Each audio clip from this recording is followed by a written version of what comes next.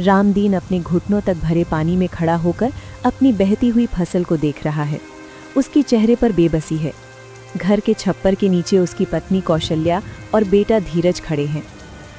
अजी, आप खेत में खड़े रहने से क्या फायदा? पानी सिर से ऊपर जा चुका है। अंदर आ जाइए, कहीं ठंड न लग जाए।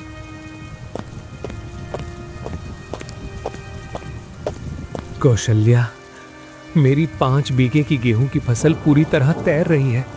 6 महीने का पसीना, खाद के पैसे, बीज का कर्ज, सब इस पानी में बह गया। कौशल्या, मैं क्या करूं? आप खुद को संभालिए। जो भगवान की मर्जी थी वही हुआ। आप ऐसे हिम्मत हारेंगे तो हमारा और धीरज का क्या होगा? बाबा, आप परेशान मत होइए। बारिश रुकेगी तो हम सब मिलकर खेत से पानी बाहर निकाल देंगे। फसल फिर से हरी हो जाएगी ना बाबा? तुझे नहीं पता बेटा, इस फसल के भरोसे ही मैंने गांव के चौधरी से 10,000 रुपए का कर्ज लिया था। उसने कहा था कि अगर इस बारिश के बाद कर्ज नहीं चुकाया तो वो हमारी जमीन अपने नाम कर लेगा। क्या आपने चौधरी से कर्ज लिया था? आपने मुझे बताया क्यों नहीं? वो तो पूरे गांव का सबसे बेरहम आदमी है। वो किसी की मजबूरी नहीं समझता। तुझे बताता तो तू रात भर सो नहीं पाती कौशल्या। मुझे लगा था फसल अच्छी होगी तो कर्ज चुका दूंगा, पर इस 3 दिन की बारिश ने सब बर्बाद कर दिया। तभी बारिश में भीगता हुआ चौधरी सुखदेव हाथ में काला छाता लिए रामदीन के आंगन में आकर खड़ा हो जाता है। क्यों रामदीन, खेत का नजारा देख आया या अभी थोड़ा और तैरना बाकी है? चौधरी साहब, आप इस तूफानी बारिश में हमारे घर आइए, अंदर छप्पर के नीचे आ जाइए। अरे रहने दे रामदीन, तेरे इस कीचड़ भरे घर में कदम रखूंगा तो मेरे जूते खराब हो जाएंगे। मैं यहाँ तेरी मेहमान नवाजी कराने नहीं आया हूँ। तुझे याद है ना आज कौन सी तारीख है? चौधरी साहब, आप तो देख ही रहे हैं कि 3 दिन से कैसी मूसलाधार बारिश हो रही है। हमारी पूरी फसल पानी में डूब गई है। इस बार हमें थोड़ा वक्त दे दीजिए। वक्त? कौशल्या भाभी, वक्त तो राजा को रंक और रंक को राजा बना देता है। जब रामदीन मेरे पास कागज पर अंगूठा लगाने आया था तब तो बड़े बड़े वादे कर रहा था। अब फसल डूब गई तो क्या मेरा नुकसान होगा? मालिक, मुझ पर दया कीजिए। मेरे छोटे से बच्चे के सिर से छत मत छीनिए। अगर जमीन चली गई तो हम भूखे मर जाएंगे। मुझे 2 महीने का समय दे दीजिए। मैं शहर जाकर मजदूरी करके आपका एक एक पैसा चुका दूंगा। 2 महीने? रामदीन, चौधरी सुखदेव का उधार कभी 2 महीने नहीं रुकता। लेकिन आज मौसम बहुत खराब है और मेरा दिल भी थोड़ा नरम हो रहा है। मैं तुझे एक रास्ता दे सकता हूँ। कैसा रास्ता चौधरी साहब? आप जो कहेंगे हम करेंगे। सुन रामदीन, मेरी पुरानी हवेली के पीछे जो बड़ा नाला है, बारिश के कारण उसका बांध टूटने वाला है। अगर वो बांध टूटा तो पानी सीधे मेरी हवेली के अनाज के गोदाम में घुस जाएगा। तो हम क्या कर सकते हैं मालिक?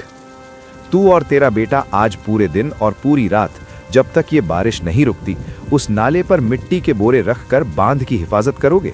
अगर कल सुबह तक तूने मेरा गोदाम डूबने से बचा लिया तो तेरा 10,000 का कर्ज माफ। ये आप क्या कह रहे हैं चौधरी साहब? इतने तेज तूफान और बहते पानी में नाले पर काम करना जान जोखिम में डालना है। वहाँ का बहाव इतना तेज है कि बड़ा इंसान भी बह जाए। आप मेरे पति और छोटे बच्चे को मौत के मुंह में भेज रहे हैं। तो फिर ठीक है, अभी कागज निकालता हूँ और तेरी 5 बीघे जमीन अपने नाम लिखवा लेता हूँ। कल सुबह तक घर खाली कर देना। नहीं कौशल्या, चौधरी साहब रुक जाइए। मुझे आपकी शर्त मंजूर है चौधरी साहब। मैं और धीरज नाले पर जाएंगे। बाबा, मैं आपके साथ चलूंगा। हम अपनी जमीन नहीं छीनने देंगे। अजी, मत जाइए। इस तूफानी बारिश में नाले का कोई भरोसा नहीं। अगर आपको या धीरज को कुछ हो गया तो मैं इस जमीन का क्या करूंगी? कौशल्या, एक किसान के लिए उसकी जमीन ही उसकी इज्जत होती है। अगर आज जमीन चली गई तो हम रोज तिल तिल कर मरेंगे। भगवान हमारे साथ है, हमें कुछ नहीं होगा। तू बस घर पर रहकर दिया जलाए रखना और हमारे लौटने की दुआ करना। दोपहर ढल चुकी है और शाम का अंधेरा घिरने लगा है। बारिश और भी ज्यादा तेज हो चुकी है। बिजली कड़क रही है। रामदीन और उसका बेटा धीरज नाले के किनारे खड़े हैं। नाले का मटमैला पानी उफान पर है और किनारे की मिट्टी धीरे धीरे कट रही है। धीरज, संभल कर बेटा, वहाँ की मिट्टी बहुत गीली है, पैर फिसल सकता है। बाबा, मैं थक गया हूँ, मेरे हाथ पैर जम रहे हैं। बारिश का पानी आंखों में जा रहा है, कुछ दिखाई नहीं दे रहा। बस थोड़ा सा और बेटा। देख, अगर हमने ये 2 बोरे और रख दिए तो पानी का बहाव गोदाम की तरफ जाना रुक जाएगा। तू थोड़ी देर उस पेड़ के नीचे बैठ जा, बाकी काम मैं अकेले कर लूँगा। नहीं बाबा, मैं आपको अकेले काम नहीं करने दूंगा। हम दोनों मिलकर अपनी ज़मीन बचाएंगे। तभी अचानक एक बहुत जोर की बिजली कड़कती है और पानी के तेज बहाव के कारण धीरज का पैर फिसल जाता है और वो चीखते हुए तेज बहाव में गिर पड़ता है। बाबा, मुझे बचाइए, मैं बह रहा हूँ। धीरज, धीरज बेटा, मैं आ रहा हूँ बेटा, हिम्मत मत हारना। बाबा, मुझे तैरना नहीं आता, पानी मुझे खींचे जा रहा है। बाबा। तेज थपेड़ों का सामना करते हुए अपनी पूरी ताकत लगाकर धीरज की तरफ बढ़ता है और उसका हाथ पकड़ लेता है। रामदीन अपनी पूरी ताकत से धीरज को खींचकर नाले के किनारे की ओर धकेलता है। धीरज हाँफता हुआ पानी से बाहर आ जाता है। रामदीन खुद भी थका हारा हाँफते हुए बाहर निकलता है। बाबा, मुझे लगा आज मैं मर जाऊंगा। मुझे बहुत डर लग रहा था बाबा। कुछ नहीं हुआ मेरे शेर को। जब तक तेरा बाप जिंदा है तुझे कुछ नहीं हो सकता। तू ठीक है ना? कहीं चोट तो नहीं लगी? नहीं बाबा, मैं ठीक हूँ, लेकिन देखिए नाले का पानी और तेज हो गया है। अगर हमने मिट्टी के बोरे नहीं रखे तो चौधरी का गोदाम डूब जाएगा। नहीं धीरज, अब बहुत हो चुका। एक एक बोरा उठाकर हम अपनी जान जोखिम में नहीं डालेंगे। खेत चले जाएं, घर नीलाम हो जाए, मंजूर है, पर तेरी जिंदगी से बढ़कर कुछ नहीं है। चल, हम घर वापस लौट रहे हैं। रामदीन और धीरज भीगे हुए कपड़ों में धीरे धीरे गांव की ओर लौट रहे हैं। तभी रास्ते में बरगद के पेड़ के नीचे एक अनजान आदमी खड़ा हुआ दिखता है। उसके एक हाथ में छतरी है और उसके पास एक टॉर्च जल रही है। रामदीन और धीरज वहीं रुक जाते हैं। भैया, आप कौन हैं? इतनी तूफानी रात में इस तूफानी बारिश के बीच पेड़ के नीचे क्यों बैठे हैं? मैं शहर से आया हूँ भाई, नाम आनंद है। मुझे पास के गांव जाना था, लेकिन बारिश इतनी तेज हो गई कि रास्ता सूझ ही नहीं रहा। और तुम दोनों, इस मासूम बच्चे की ये हालत कैसे हुई? ये तो पूरी तरह कांप रहा है।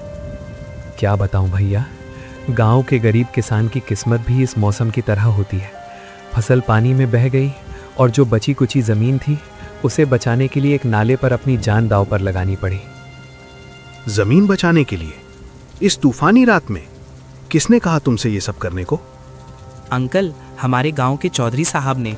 उन्होंने बाबा से कहा था कि अगर हम रात भर नाले पर मिट्टी डालकर उनके गोदाम को डूबने से बचाएंगे तो वो हमारा कर्ज माफ कर देंगे। मैं तो अभी नाले में बहने ही वाला था। क्या कहा? चौधरी सुखदेव इस बारिश में एक छोटे बच्चे और किसान को काम पर लगा दिया? रुकिए रामदीन जी, मुझे जरा पूरी बात समझाइए। क्या चौधरी ने आपसे किसी कागज पर दस्तखत या अंगूठा करवाया था? हाँ भैया, 2 हफ्ते पहले जब मैंने 10,000 रुपए का कर्ज लिया था तो उसने एक कोरे कागज पर मेरा अंगूठा लगवाया था। आपको कैसे पता? क्योंकि मैं कोई साधारण मुसाफिर नहीं हूँ रामदीन जी।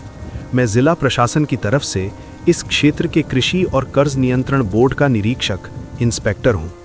मुझे कई दिनों से खबर मिल रही थी कि इस गांव का चौधरी किसानों को फर्जी कर्ज के जाल में फंसाकर उनकी जमीनों पर कब्जा कर रहा है।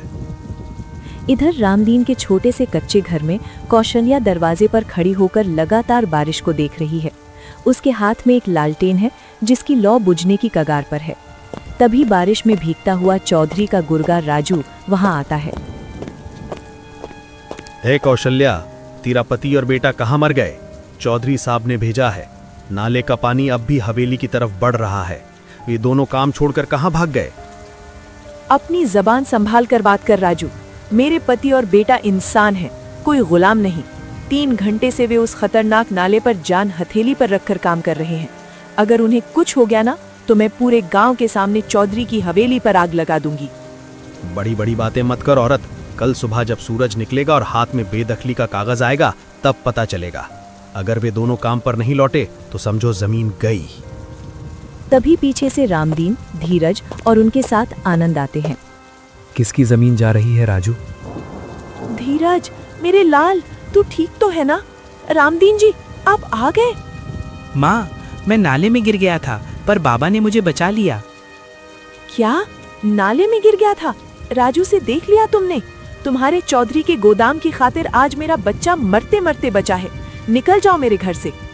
रामदीन, ये कौन है तेरे साथ और तू काम छोड़कर यहाँ क्या कर रहा है? मेरा नाम आनंद शर्मा है, जिला कृषि और ऋण नियंत्रण बोर्ड का मुख्य निरीक्षक।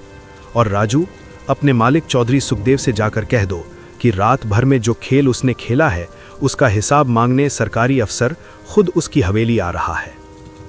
अफसर साहब, आप इस मौसम में? जाओ और चौधरी से कहो कि अपने सारे बही खाते और रामदीन का अंगूठा लगा हुआ कागज तैयार रखे। राजू बुरी तरह घबरा जाता है और बारिश में दौड़कर भाग निकलता है। बाकी सभी लोग जल्दी जल्दी घर के अंदर आ जाते हैं। साहब, भगवान ने आपको सही वक्त पर हमारे लिए भेजा है। अगर आज मेरे पति उस नाले पर रुके रहते तो न जाने क्या हो जाता। भाभी जी, आप घबराइए मत। सरकारी नियमों के मुताबिक बाढ़ या बारिश से फसल बर्बाद होने पर किसानों को मुआवजा मिलता है, न कि उनका घर छीना जाता है। चौधरी जो कर रहा था वो सरासर गैर कानूनी है। पर साहब, उसने मुझसे अंगूठा लगवाया था। वो कहेगा कि मैंने उससे पैसे लिए थे और नहीं लौटाए हैं। रामदीन जी, जो कानून इंसानियत की बलि चढ़ाए वो कानून नहीं होता। और फिर उसके गैर कानूनी धंधों का कच्चा चिट्ठा मेरे पास पहले से है। बस एक पक्के सबूत की जरूरत थी, जो आज रात उसने खुद दे दिया, एक मासूम बच्चे की जान खतरे में डालकर। बाबा, क्या अब हमारी 5 बीघे की जमीन हमारे पास ही रहेगी? अगर साहब का साथ रहा तो जरूर रहेगी बेटा।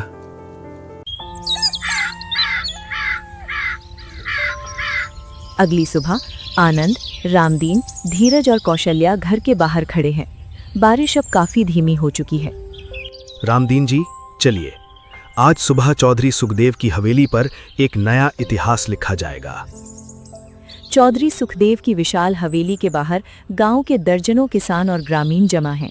सब आपस में फुसफुसा रहे हैं। चौधरी सुखदेव आराम कुर्सी पर बैठा चाय की चुस्कियां ले रहा है। उसके पास राजू खड़ा है। क्यों राजू, रात भर में नाले का पानी उतरा या नहीं? और वो रामदीन कहाँ मर गया? आज तो पूरे 5 बीघे खेत अपने नाम लिखवाने हैं। मालिक, रात को नाले पर बड़ा बवाल हो गया।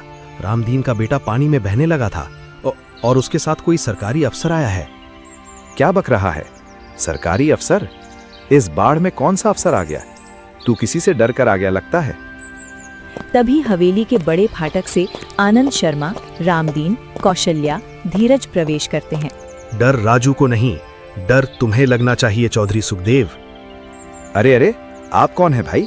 और इस रामदीन जैसे मामूली मजदूर के साथ मेरी हवेली में बिन बुलाए कैसे घुसे चले आ रहे हैं?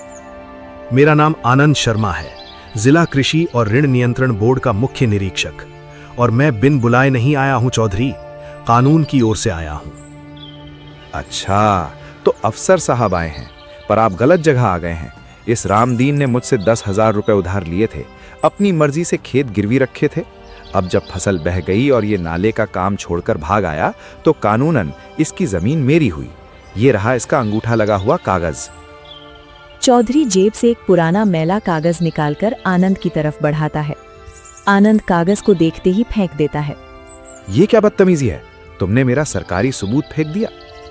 ये सबूत नहीं, एक किसान के शोषण का जाली दस्तावेज था।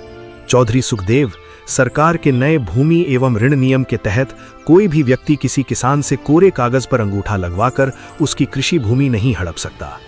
और सबसे बड़ी बात, रामदीन ने जो कर्ज लिया था वो गैर कानूनी महाजनी दर पर था।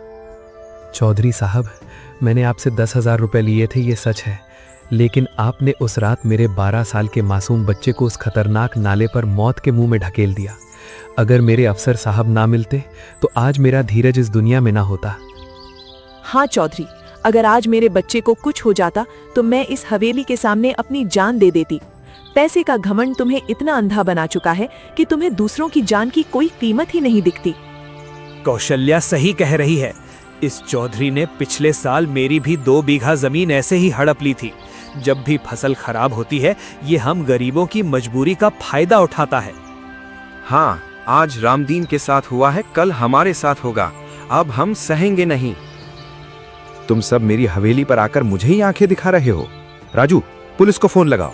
पुलिस को फोन लगाने की जरूरत नहीं है चौधरी, पुलिस बाहर पहले से खड़ी है।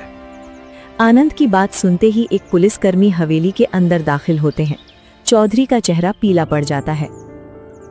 इंस्पेक्टर साहब, ये रहे चौधरी सुखदेव। इन पर फर्जी तरीके से किसानों की जमीनें हड़पने, गैर कानूनी ब्याज वसूलने और एक नाबालिग बच्चे की जान खतरे में डालने का मामला दर्ज किया जाता है। अफसर साहब, मुझे माफ कर दीजिए, मुझसे गलती हो गई।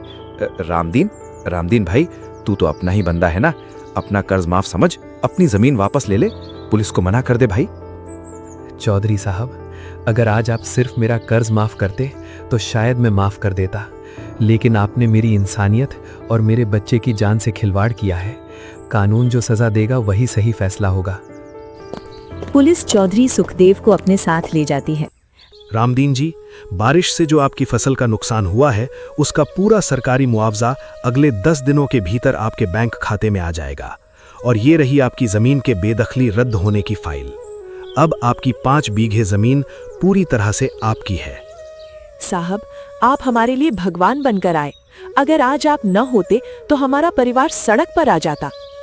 नहीं भाभी जी, भगवान तो आपके पति की हिम्मत और आपके बच्चे के विश्वास में था, जिसने इतनी तूफानी रात में भी हार नहीं मानी।